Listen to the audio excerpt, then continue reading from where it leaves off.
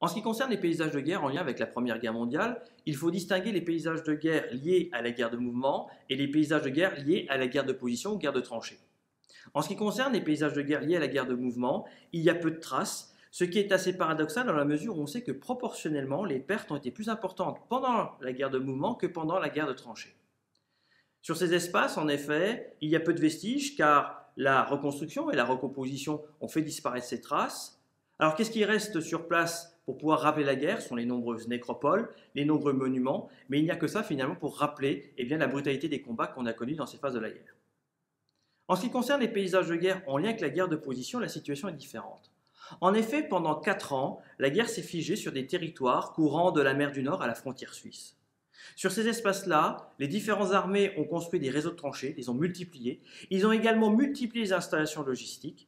Si on s'intéresse au cas de l'armée allemande, en plus, dans l'arrière-front, ont été aménagées des lignes de défense appuyées sur de multiples blocos.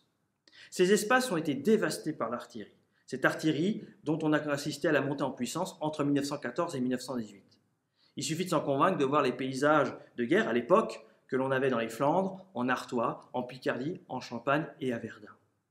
Après la Première Guerre mondiale, ces espaces ont été reconstruits, les localités ont été reconstruites, de nombreuses nécropoles et de nombreux monuments sont sortis de terre, de grands monuments, de grandes nécropoles à hauteur des sacrifices que l'on avait connus là. On a, dans les grands open fields, fait disparaître les réseaux de tranchées, les vestiges pour remettre en culture, mais dans ces espaces-là, dans les espaces en marge, dans les forêts, dans les zones ravinées, il subsiste à l'heure actuelle de nombreuses traces en lien avec ce conflit-là. Et c'est là une des particularités des paysages de guerre liés à la Première Guerre mondiale, c'est qu'on a une abondance et une lisibilité des vestiges qui distinguent ces paysages de guerre de la Grande Guerre de ceux des autres conflits.